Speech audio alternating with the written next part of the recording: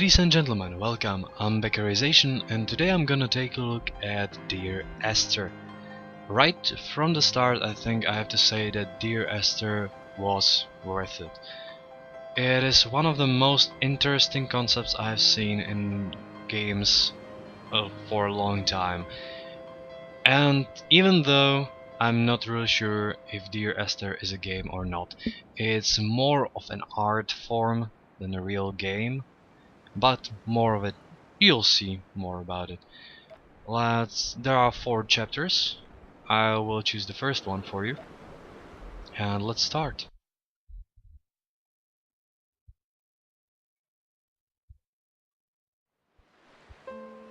Dear Esther, the gulls do not land here anymore. I've noticed that this year they seem to shun the place. Maybe it's the depletion of the fishing stock driving them away. Perhaps it's me. When he first landed here, Donnelly wrote that the herds were sickly and their shepherds the lowest of the miserable classes that populate these Hebridean islands. 300 years later, even they have departed. Now, as you can see, the game is full of these moments where you can feel the story. It is because of this, it's really more of an art form than anything else. I have to apologize, but Dear Esther is very poorly optimized, and there are some tearings because it really tanks. It tanks a lot. It tanks more than Skyrim. It tanks more than Kingdoms of Amalur. It tanks more than Witcher 2. Now, it's really an art form. It's somewhat even, I'd say, close to poetry, in a way, to modern poetry.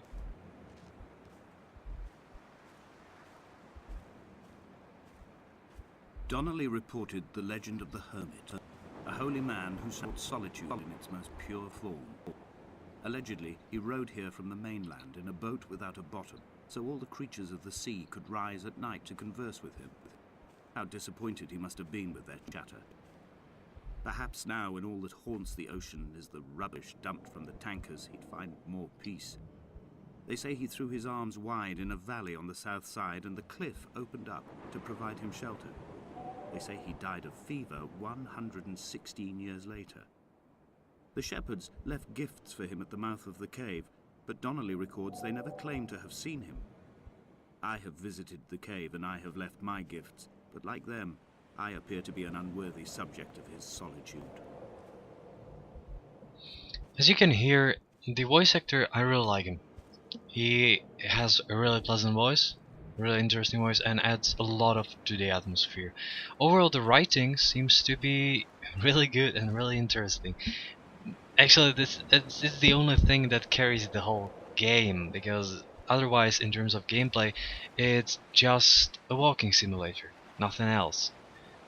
But throughout your walk, you find more and more about the character, and sometimes it's really gloomy, really depressive.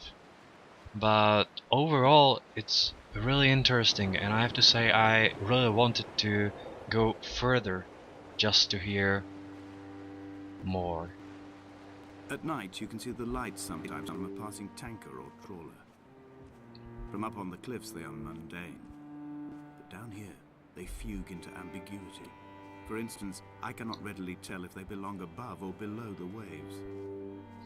The distinction now seems banal. Why not everything and all at once? There's nothing better to do here than indulge in contradictions whilst waiting for the fabric of life to unravel. This writing is really mature, I have to say, but it got me. And I study literature, and this got me.